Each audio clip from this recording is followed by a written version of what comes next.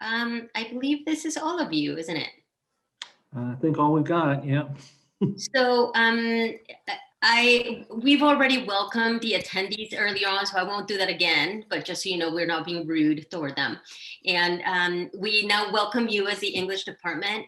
Our English department chair had a family emergency this evening and is not able to join us tonight, but we have this amazing group of people who will be presenting about the English department.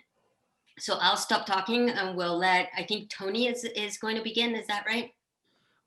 Yeah, I think that's correct. Just let me, if I can, get my slides up here and ready to go, and we should be able to get started. Okay. Thank you, Tony. For Sure. those of you who are listening in, Tony is actually on campus. I can tell because I'm recognizing the panel behind him. That's right. Okay, so let me get back to where I need to be and share my screen. And here we go.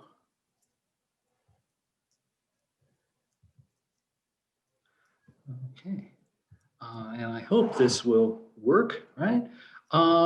So just want to welcome everybody. As Aline said, my name is Tony Stocks. I've taught quite a long time at the school. This is my 21st year. And I'm happy to kick off this presentation and to tell you a little bit about some of the things that we do in the English department.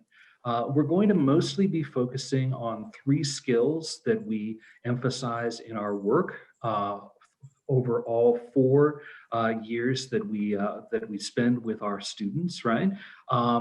It is a 4-year program, and one of the things that we know is that learning how to read well, to write well, and to effectively present material to other people is a difficult set of skills to acquire, right? And so we try to space things out and to make sure that students are able to set interim goals for themselves so that they're not trying to take on too much. We try to tailor our work with students on an individual basis and work with them based on their individual interests and learning styles. And we try to also get them to think about how they best learn and to take a metacognitive approach that will help them. Finally, we work hard to stitch the 4 years of the program together so that we're all using the same vocabulary to talk about the skills and ideas that we're teaching, and to try to help our students build effective bridges from one year to the next. And so we're going to talk about 3 basic skills during the first part of this webinar, and then open it up for your questions. And to talk a little bit about how we work on active reading, I'd like to ask Tamara to speak for a few moments. Hi, my name is Tamara, and I am new-ish to the school, though I've been teaching for a couple of decades as well. I'll talk to you some about active reading and the way that we actively help students become independent readers by the time that they get to college. Initially in the 9th grade, we teach them how to annotate a text, how to engage with a text in ways that will help them figure out what the text says and also what the text does. We ask them to read as readers and as writers so that they can engage with the text, ask questions, find out what the structure is, figure out what the significance is. And as they progress through the 4 years of English at Catlin Gable, we teach them different ways to annotate until they finally can choose which way best works for them. And once they get to the higher levels, they deal with a reading volume and reading complexity that mimics that, I think, of the university level. And once they arrive at the university level, they're able to be really successful with their reading. And I'll hand it back to Tony to talk about writing. Okay, great. Having a little trouble here, I guess, with my slides, so I'm going to try once more in terms of putting things into the present mode. Is that working any better for people? That's perfect, Tony. Okay, good. Thank you. Right. So I'm going to back up and thank you, Tamara, and talk a little bit about our emphasis on writing. This is a large part of what we do, and we are aiming over the 4 years that we work with the kids to make them into more confident and self-aware writers. Our students get opportunities to write in a wide variety of contexts. Sometimes it's creative writing, sometimes it's analytical writing. Sometimes it's working on a little brainstorm for 5 or 10 minutes at the beginning of a class. Sometimes it's working on a paper project that may take 6 or 8 weeks, right? But through all, we really emphasize the idea of writing as a process, right? Of drafting, of reading your work and finding ways to make it better. And we really also emphasize collaboration, both with teachers and students and students and students.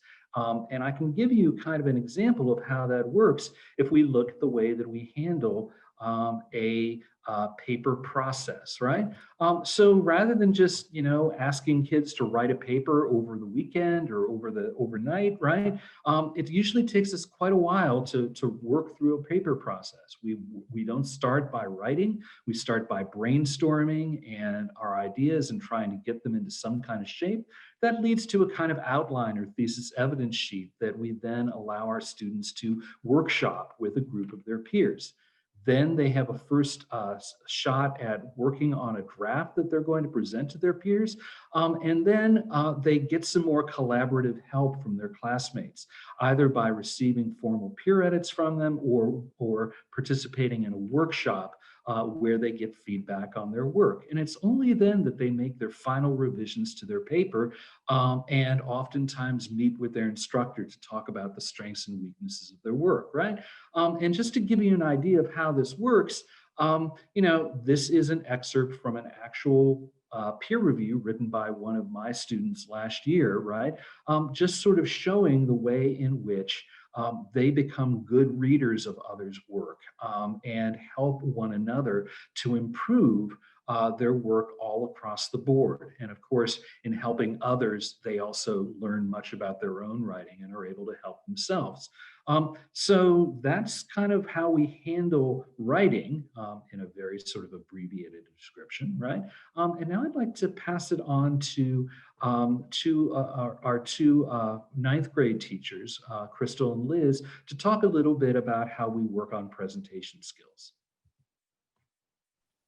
Thanks, Tony. Hi, everyone. Good evening. My name is Crystal Wu, and I teach English 9 and an elective course called Dialogue for Democracy, where we publish our student newspaper, Catlin Speak. And Liz and I are just going to share a little bit about a persuasive speech project that we do in the 9th grade. This is a project that we've been doing for several years, and students tend to say that it's one that really stands out to them. They write a short TED Talk style speech about a topic of their choice that they are passionate about and about which they have some lived experience and knowledge. We study rhetoric, so we learn about the rhetorical triangle. We learn about ethos, logos, and pathos and rhetorical techniques. We study some different persuasive speeches, and then they write their own speech and they practice in front of their peers and get a lot of feedback. And what we found with an assignment like this is that they're really practicing presenting in front of an audience of their peers and having to hone their message so that their peers are responsive to it. And that's been a great way of practicing the different skills that they need to stand up and orate in front of an audience. And Liz will give an example of what this might look like. Hi, everybody. I'm Liz Harlan Furlow. Like Crystal said, I teach English 9 as well. I also teach some senior electives in poetry and in sacred narrative. And I am a big fan of this particular assignment, in part because it combines a bunch of different things we're trying to do in the 9th grade. So one example, I listed some examples there of mental health or climate change or body image, and those are all things that were particularly popular last year. More than one student chose to write about those particular things and to give a speech to their peers about them. And what is really great about this particular assignment and our approach in 9th grade is we're able to combine an emphasis on real life audience. So students really are speaking to their peers. They're not trying to convince adults or teachers, they're trying to convince each other. and using rhetorical appeals that work for 14 and 15-year-olds or 13 and 14-year-olds. And then also they are able to speak from their own experience. So for example, we had a couple different students writing about mental health. We had 2 or 3 students in my classes writing about sleep.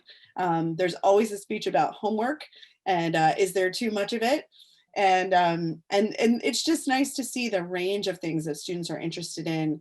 This project also builds community in the classroom because they're kind of all in it together with giving a speech, which is not an easy thing to do, but also they're really talking to each other. And we framed this whole project last year in particular by talking about Greta Thunberg, who is pictured here, who's the climate activist who speaks to large groups of people and all of us really. And we thought that she, as well as some other folks, really provided a model for how teenagers can actually make a difference with their voices. And I think we're seeing that more and more on the national stage. So I'm going to hand it over to, let's see, Tony, who are we going to next? We're going to hear from Ginia about another extempore or a speech that students give, but in a slightly different way. Yeah, thank you, Liz. I'm Virginia. I've been at Catlin also a long time, like Tony, 22 years now. And I'm going to talk about one of my favorite projects. I teach sophomores right now. I've taught every level at Catlin, but I'm teaching sophomores right now and some senior electives. One of the fun things that we do with the sophomores combines a lot of the things that we've been talking about. It offers students choice. Tony talked about how we do both creative writing and analytical writing. This is a creative writing project. And it also focuses on a different kind of audience than what they're used to. So they're often writing for their teachers, for their analytical essays, or for their peers in the case of the speeches.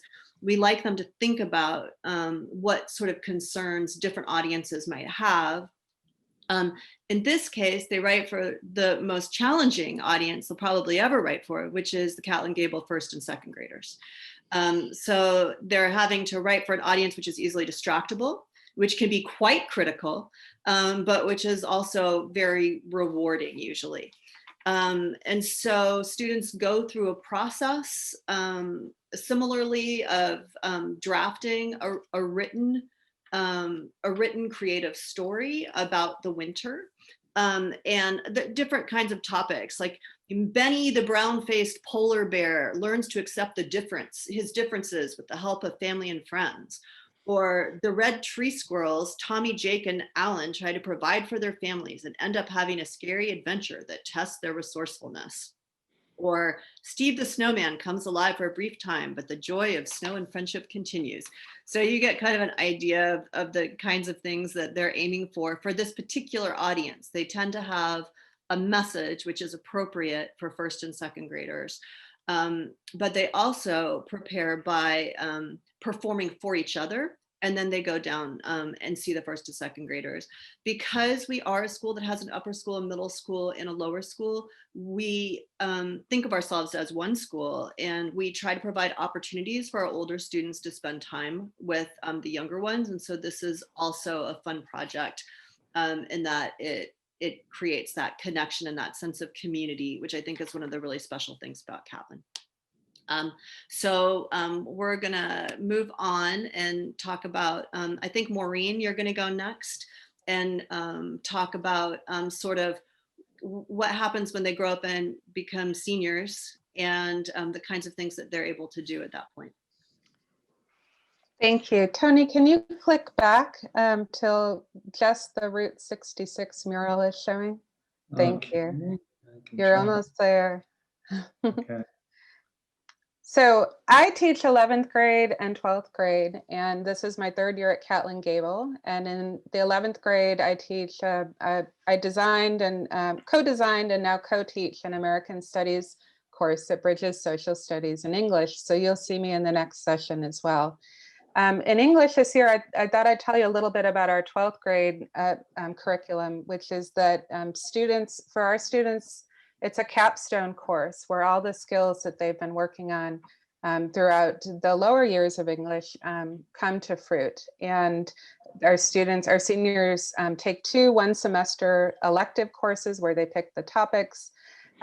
They lead class on their own, and that's a wonderful experience as a teacher to sort of hand the class over to your students, and they do a fabulous job.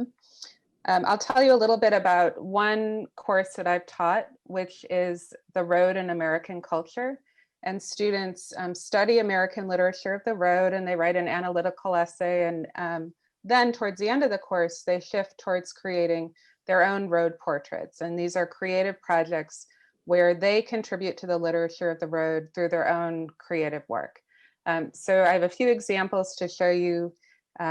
First is a student who decided he would go to Eastern Oregon to do some photo documentary work and interviewing of people about small towns on a road that is no longer traveled as much because of the new interstates that have been built. So that was his road portrait.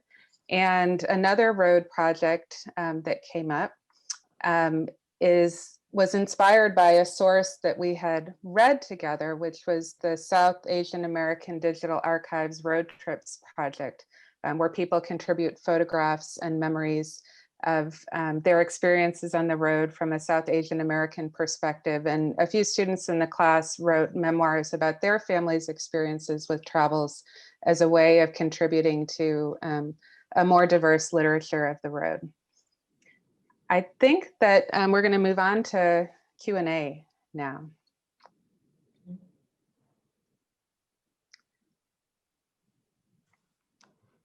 Tony, if you skip back, there was one other project there. If you just hit the back button twice, I'm sorry. there's a cool one that I think our watchers might enjoy.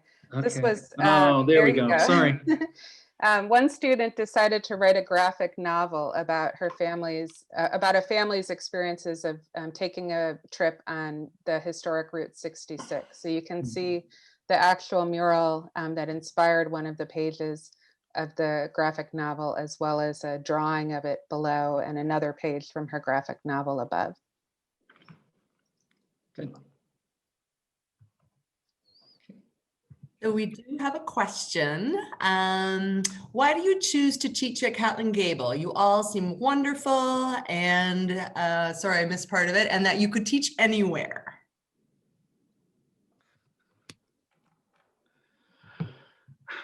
I mean, I can start.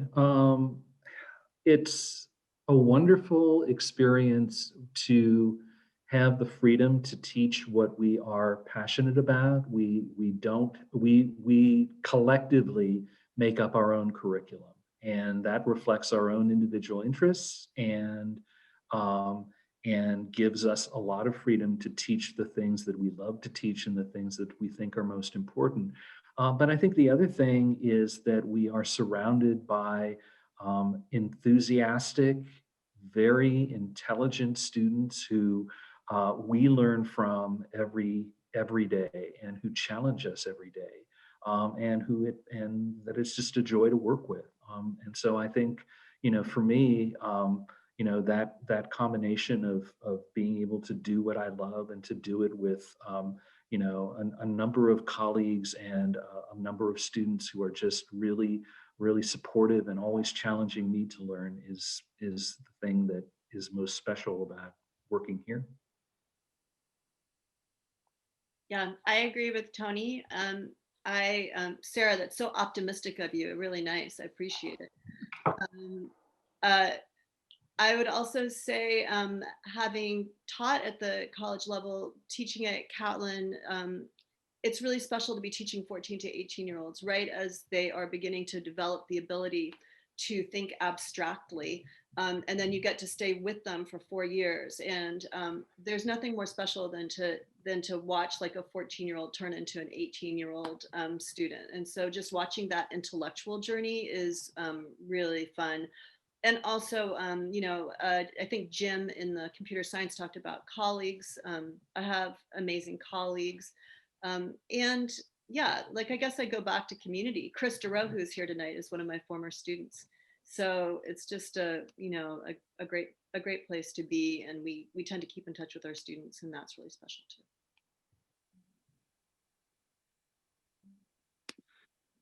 too. looks like we've got another question. That is, do all students take the same English classes, or is there a range of English electives to choose from?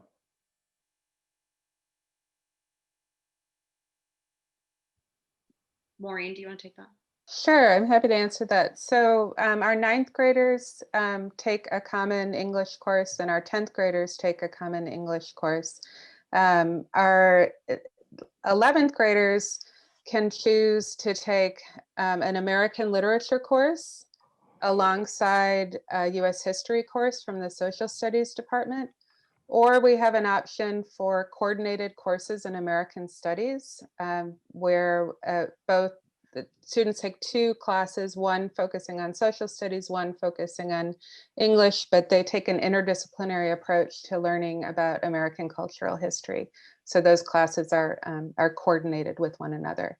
And then in 12th grade is when the electives kick in, where there's about, I'd say, 6 different courses in the fall and in the spring that students choose between. And some of them are focused on, especially in the spring, on topics related to creative writing, such as poetry writing or creative nonfiction.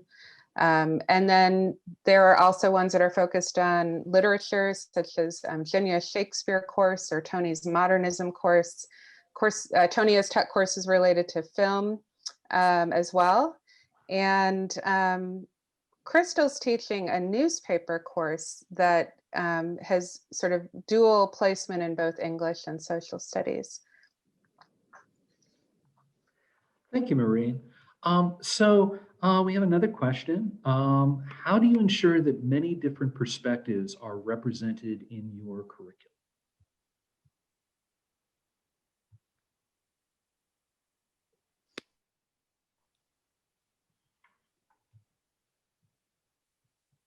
Crystal, maybe you could speak to that one? Yeah, sure. Well, I think it's something that we are actually always in the process of considering. You know, whose perspectives are centered in our curriculum, whose voices are maybe more on the margins. But I would say that something that we think a lot about in our department is how to place conversation, or how to place text and conversation with one another. So having a mix of more traditional, like traditionally deemed canonical texts. So, you know, those classics that you might have read in high school, and to pair those with more contemporary texts and to look at the ways in which they are connected and different. And I think we also really like to draw on students' lived experiences and what they bring to the classroom in the different kinds of assignments that we offer. And so I think we're always trying to think about who's included, who's not, and trying to, yeah, just think about that and make shifts. So it's a great question and something I think that we're still in the process of figuring out. Wonderful, thank you. So we've got another question about talking a little bit more about the opportunities for creative writing. Liz, would you be able to speak to that maybe a little bit? Sure, yeah, I'm happy to speak to that, although I'll want a little support from Ginia. I would say that in all of our classes, all of our regular classes that students are going to be enrolled in English, there are going to be opportunities for creative writing, writing poems or writing short stories. So students will get that at every level. And then if they are particularly interested in creative writing, there's a couple different options. And so Ginia, maybe you can speak for a second about the electives and Pegasus, and then I can talk a little bit about my senior elective. And I think Maureen also teaches a creative writing senior elective. Yeah, sure. Again, I think that this is a little bit in transition. So we have had specific creative writing classes in the past, but they were not for, I guess they were not for graduation. They didn't substitute for one of the 4 freshman, sophomore, junior, senior classes, but you could take them as an additional elective, credit fail. And that class tended to support the literary magazine. And we don't have that class right now. We're doing a little bit more creative writing in other classes. I think it probably will come back at some point. But that's kind of where we are right now. I also, like, I think in all of our senior electives, we tend to have some kind of creative component, and usually they do contribute to the literary magazine. Thanks, Ginia. Maureen, do you want to say anything about your creative nonfiction course? I would just add that the elements of the writing process that Tony talked about earlier are also a part of our creative writing classes, that we use a workshop model so that students are sharing their work with one another and getting feedback from one another. And that provides really nice opportunities to create communities of creative writing in the classroom. Yeah, I would add to that as well, that for my seniors who took the poetry writing class that I taught last spring, that was something that they all really, really enjoyed and came seeking, actually, was that kind of workshop model where they could give each other feedback on their creative work, and where they could really just focus on writing a portfolio of poetry, and feel challenged about exploring different prompts. And that class, we really took the approach of sort of engaging with poetry, the poetry world, sort of the living poetry world as it is now, and how they were able to feel a part of that. So I would say it's kind of, there's options for creative writing at every level, and then opportunities for students to do even more if that's their interest.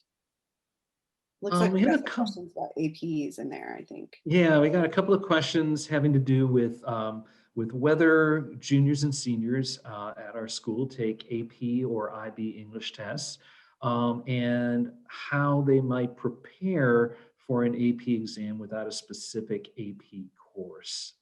So, anyone interested in fielding that one?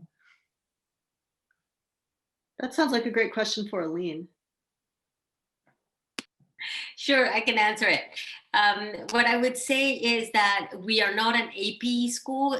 For those of you who are in attendance during the previous session, I think Andrew spoke pretty openly about that. And what that means is that our curriculum is not dictated by any external organization.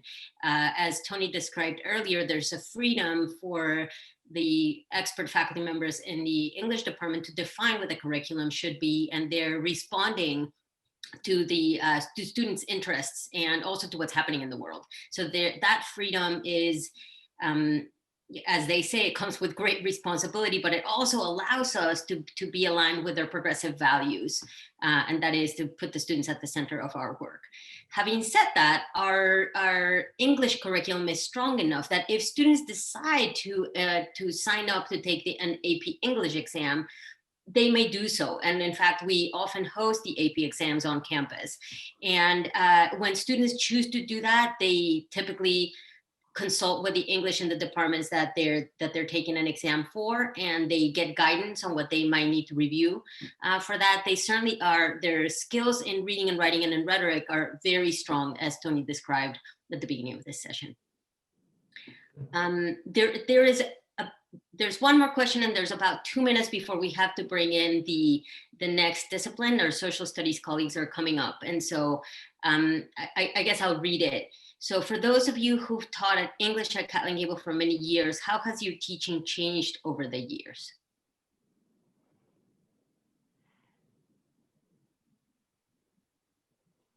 Tony, we have 1 minute. Tony, do you have a 1 minute response for that? I think that one of the things I would say is that I've tried more and more to sort of become creative and more responsive to different student learning styles in my teaching, and instead of giving the kind of more rigid exams and assessments that I used to at the beginning of my career, I've tried to find ways to allow students to demonstrate their knowledge in different ways, realizing that there's perhaps no one best way to do this, and that that kind of flexibility helps them to learn while also asking them to learn a number of skills. Yeah, I would say giving students like more and more choice to direct how they want to learn. And I think working at a progressive school is pretty exciting because you're pushed to change and grow all the time. every year. It never stops. Thank you to all of you for joining us tonight to the English department. I can see that some of our social studies colleagues have joined us already, and welcome to those of you who are just arriving, and goodbye to the English colleagues. You're welcome to stay if you want, but you don't have to, of course. Thank Thanks. you. Good evening. Thanks a lot. Have a good evening. Bye, everybody. Nice to see you all. So let's see, do we have everybody?